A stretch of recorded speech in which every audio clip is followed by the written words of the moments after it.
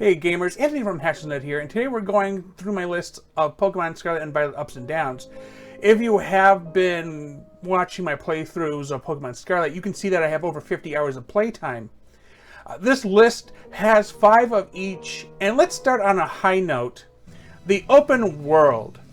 Now, I really liked Pokemon Arceus. Its hub and spoke area setup was the next logical step from Pokemon Sword and Shield. The areas were large, and the individual areas containing specific terrains with specific Pokemon types made it easier to find specific Pokemon. You had a general idea of where you could find them rather easily. Now, when talking about Pokemon Scarlet and Violet, there is no hub. Everything is on one map like it is in the recent Legend of Zelda games.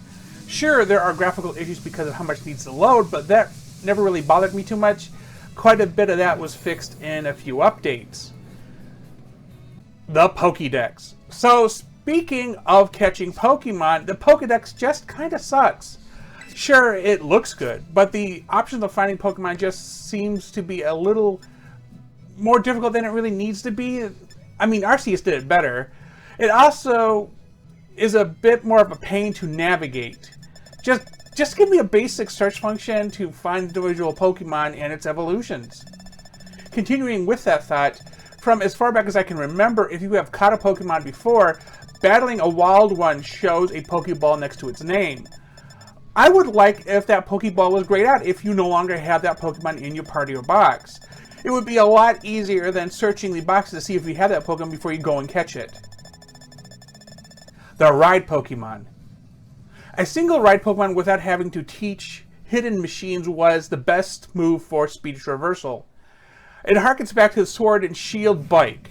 But with Koraidon and Miraidon, they can walk, run, fly, climb, and swim once you beat the corresponding Titan Pokemon. Then you can even battle with them in the post-story, and they still function as a ride even if they are knocked out. Making sandwiches and breeding. I dislike all of the food preparation side quests that have existed going back to the berry mixer and poffins and macarons and whatever.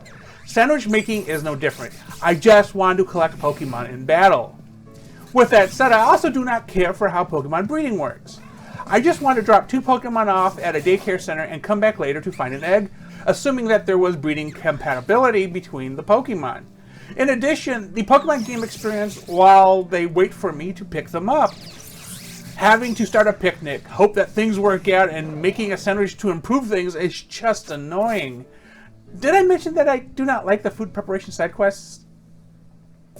Combined Pokemon Center shopping online.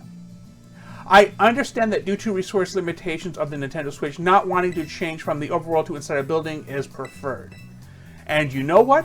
I'm okay with that. I like the concept of how the Pokemon Center shop and online features are bundled together in these kiosks. You can heal your Pokemon, you can buy and sell items, and you can summon your friends into your game all in one place. Map and Pokemon Radar. It annoys me that the map loads facing whatever direction my character is facing. I just want to be able to set north as always being up by default. I can do it in a number of other open world games, why not here? Then we have the Pokemon Radar. I have spent hours looking for Eevee and Flareon. I find the quote-unquote place where they show up as an icon on the map and roam the entire area to come up with nothing. I understand that they are rare and hard to find, but if they are not loading in the area, they should not have an icon on the map. It took me a combined 4 hours to find an Eevee and to involve it into Flareon. Team Starfall bases. I like when I have to go to an evil team's base rather than them ambushing me on my journey.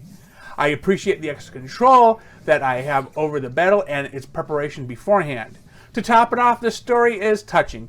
Born out of an academy that did not notice bullying occurring within its walls, a group of students venture out on their own and you need to convince them to return to school. Unlike most team stories in Pokemon, this one has a valid lesson and a resolution that ends up with a net positive. There is no world-ending stakes with this team. Flipping the professor's story on its head was also a nice twist. Gym tests. Nope. Just nope. I just want to battle the gym leaders. The gym tests feel like some Jim Crow era voting gatekeeping bullcrap. I do not want to have to play a minigame before I can battle. Honestly, I am not seeing how what I accomplish in these tests actually impacts my battling. If it is supposed to be some type of tutorial, make it optional. Finding opponents in the wild. I like the fact that you can visually tell if you have battled an opponent in the wild from a distance. If there is no dialogue bubble, you have battled them. Easy peasy. There are some that may have different colored dialogue bubbles, and those are the toughest in the area. They use actual strategy and are at a higher level. School exams. In a similar vein to the gym test, I just want to play a classic style Pokemon game. Catching and battling. I do not want to attend boring classes that are gate-kept behind progress. The worst thing is that you get relatively little benefit. A few rare Pokemon, some items, and map icons that are not enough to warrant the boredom. And you are forced to come back as you complete certain objectives just to finish every class. Plus, you have to maximize educator friendships for more stuff. When I think Pokemon, it is not a friendship simulator. Leave that to the personas of the world. So that was my list of ups and downs for Pokemon Scarlet and Violet. Are there things that I have missed that may alter my perception of a feature? Let me know in the comments. Please remember to like this video and subscribe to this channel, and thanks for watching.